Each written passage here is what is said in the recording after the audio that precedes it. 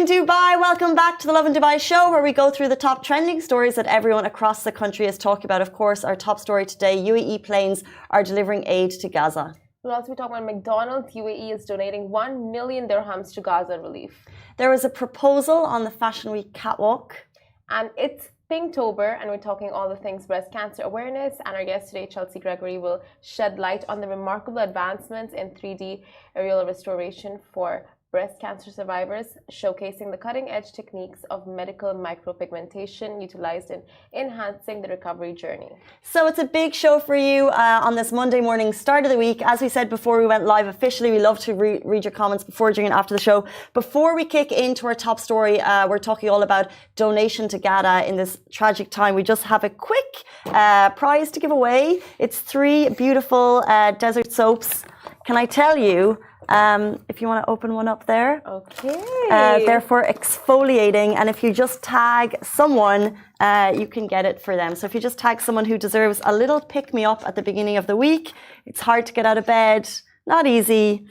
These are deep cleansing, natural exfoliation, and they're healthy for healthy and amazing soft skin.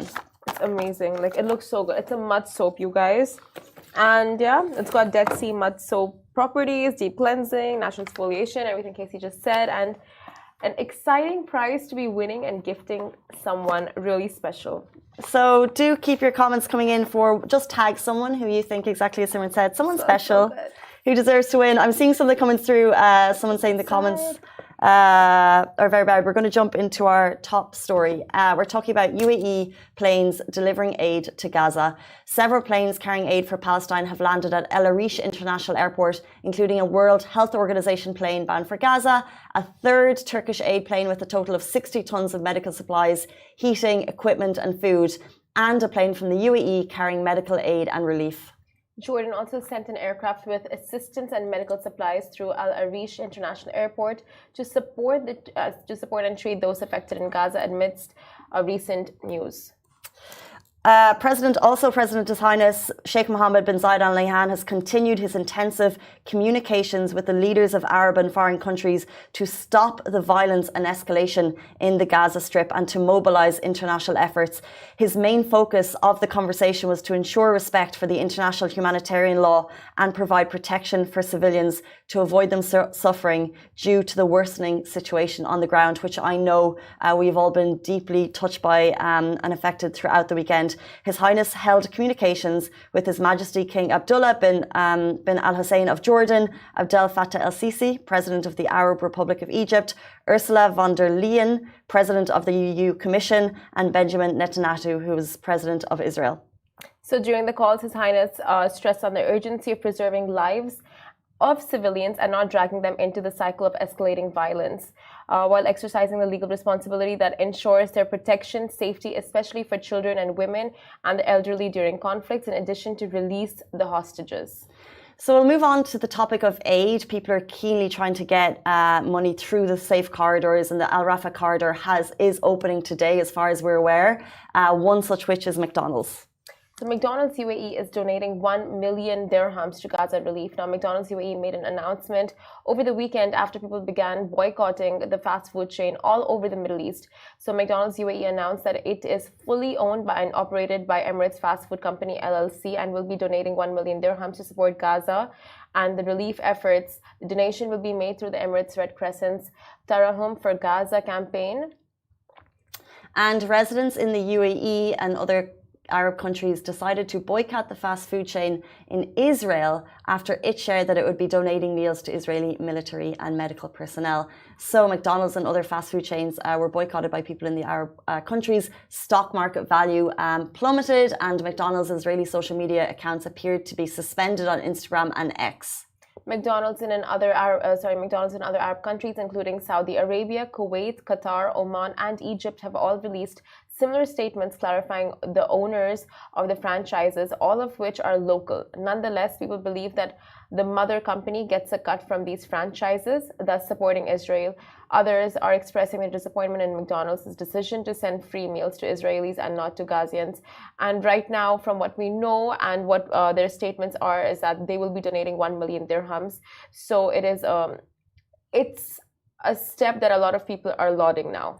I think the key thing is that what the owners of each franchise are saying is that, look, it's not us. So what they're doing in the UAE is doing what their bit, which is what they can do to get aid to the people affected most, which is in Gaza. Exactly. And I think I read a statement from McDonald's over the weekend. They were just like, McDonald's is not owned by a single owner. It's owned by the people. It's like the food of the people. It's the voice of the people.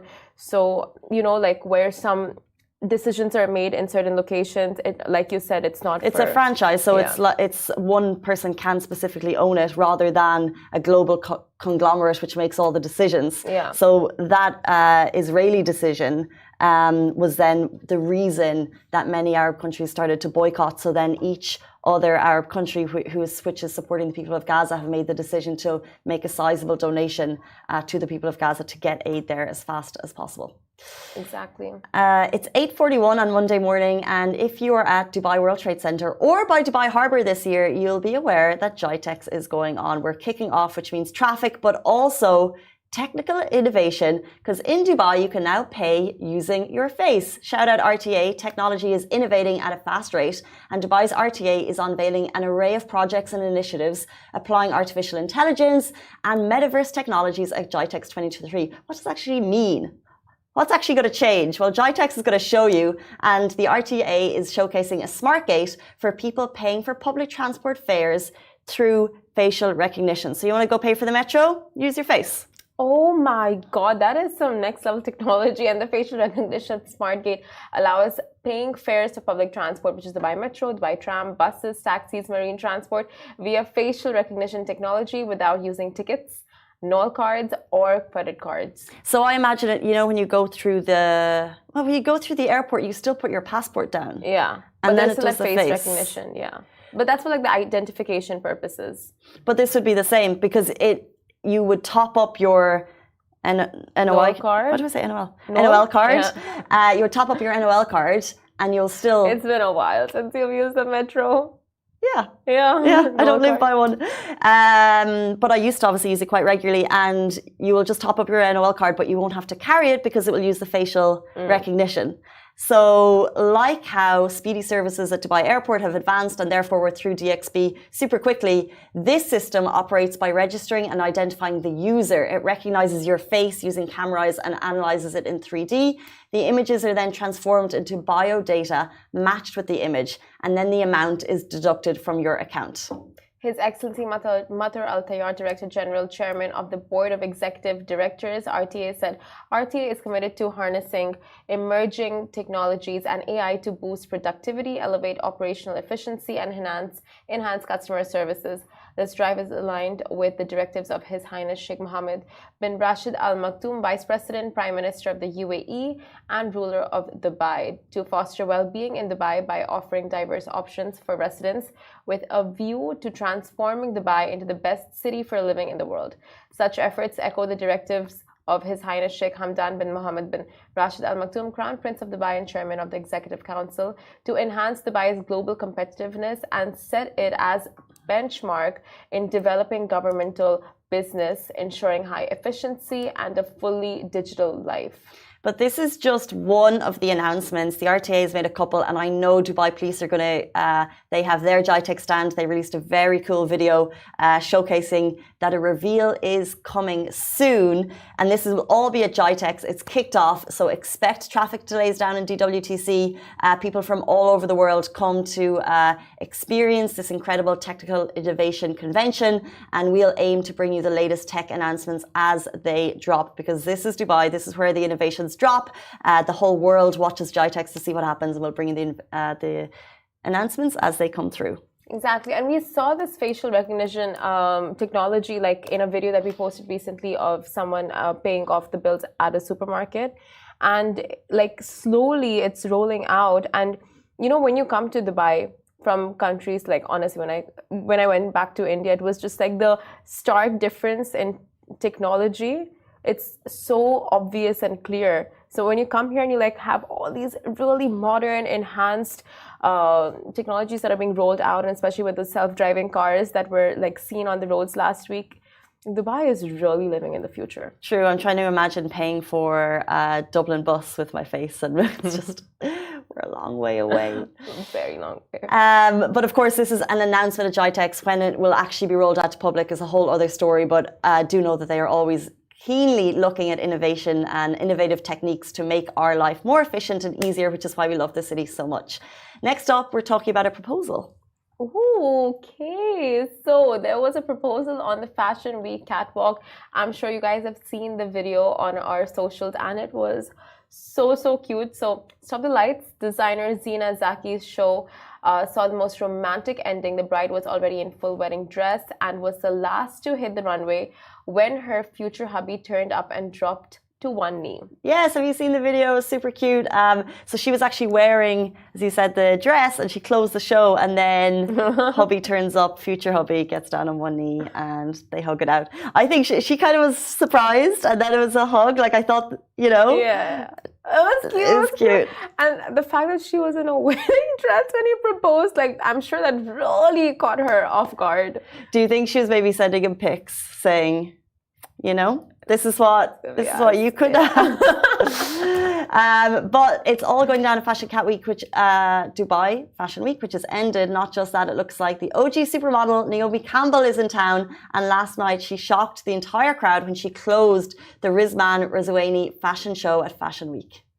So a Twitter report said the legendary model turned showstopper for the Malaysian designers who were the grand finale showcase this season. So a lot of the fashion game is so strong in Dubai right now, and the videos that are coming out of Dubai Fashion Week and all the designers, and we have Fashion Week going on like in multiple locations across the world, and it's just I love it. Seeing beautiful dresses. It's not just the dresses, you know, it's all the inspiration behind them. It's all the hours of work and just designing it. So it's incredible to see what people have come out with. So true, and I totally agree. I think that Fashion Week continues to go from strength to strength, and we have homegrown designers here that people get really excited for, Michael Cinco, Amato, and so many more. And then also they'll bring in, Carolina Herrera was a guest of honor at this year's Fashion Week.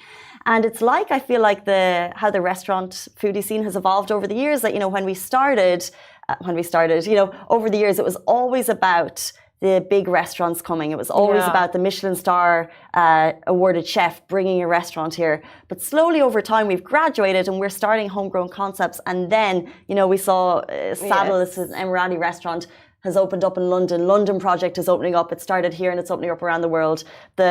There's so many restaurants, and now that's happening with designers and the fashion industry. That people are coming to the shows this is a fashion week that you want to be at. It's as you said, it's about the runway and it's about what's going down, and it's also about the buzz of the show. Yes. It's about the people trying to queue in when they don't have tickets. There's so much excitement down at these shows, and that's where you when you see the TikToks of who's actually arriving at the show, who wants to be here, who's wearing what at the show, that's the stuff that kind of gets the hype on TikTok, I think. And then 100%. And then you'll see on we'll see in Vogue who was there and stuff. I think that all adds to it. So year on year we're growing, and they're doing a fantastic job down there, I would say. And Dubai's creativity is incredible. What these designers, homegrown local designers, they just come out with, it's world class. We see so many celebrities, international celebrities, dressing in designer wear that are homegrown in Dubai.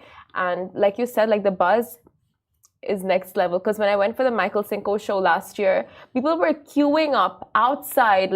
It was a free entrance, and people were just there was such a large crowd just waiting to enter, because the shows were one show, there's a break, another show, back-to-back shows, and it's in the middle of during the breaks, that's when people change.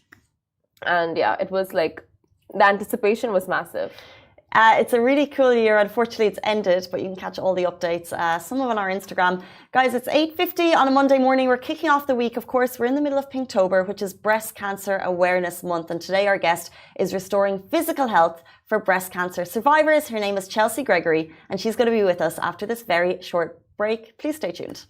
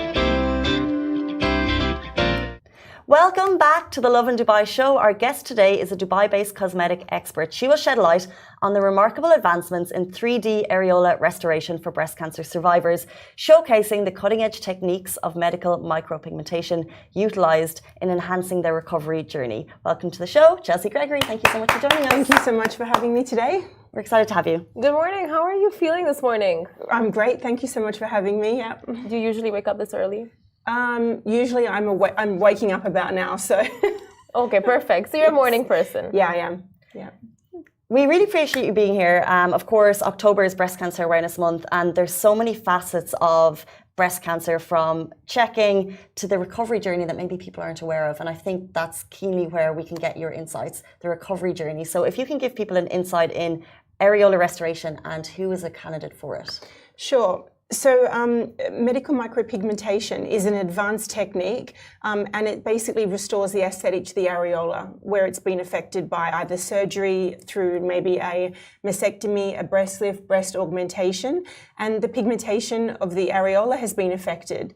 So it's just basically implanting pigment back into the skin and helping, it can be men and women, to kind of put the pieces back together.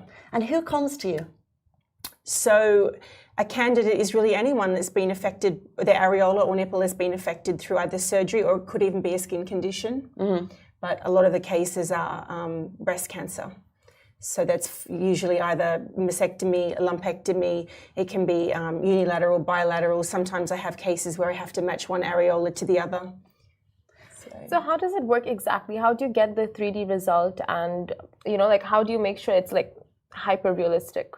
So if you think about, art and how to achieve, shadows, through shadows and highlights, you're creating a 3D effect. If you take a piece of paper and you draw a circle on there and you need to make it look like a ball, you need to add shadows and highlights. So it's the same kind of thing. Lots of colors, lots of, depth, highlights. And do you feel like this restores a person's confidence as well? Like, do you see a difference in that aspect?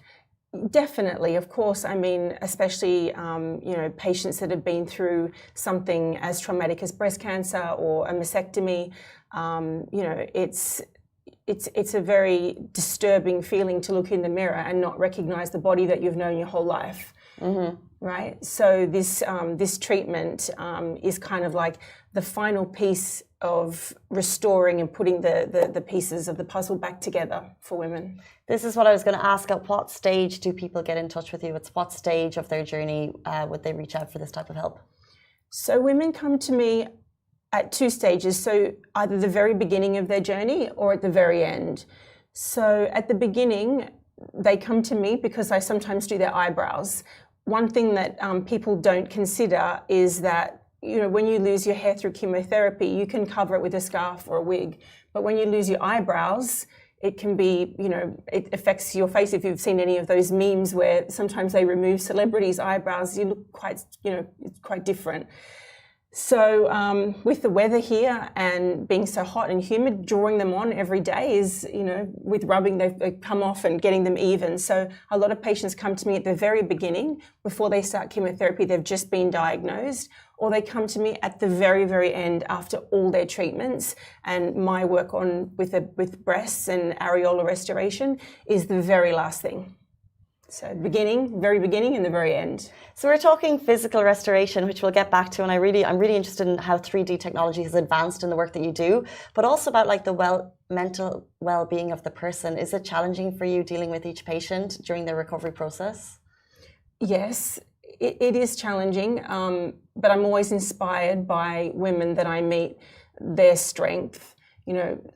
I see women younger and younger every year coming through with breast cancer, with young families. A lot of them still work through their treatments, and I feel like honoured, and it's a privilege to be able to add such a positive contribution to their journey. I've always kind of prided myself on my ability to be able to connect with my patients, and I feel that I can definitely help them restore the physical pieces, but also the psychological aspect. I completed a course with the George Washington University in patient oncology navigation. about 3 years ago, just so I could help understand the needs of my patients better and how I can help them more. Interesting. So this process, I just want to ask, like, is it painful? How long does it stay for? Is it a permanent situation?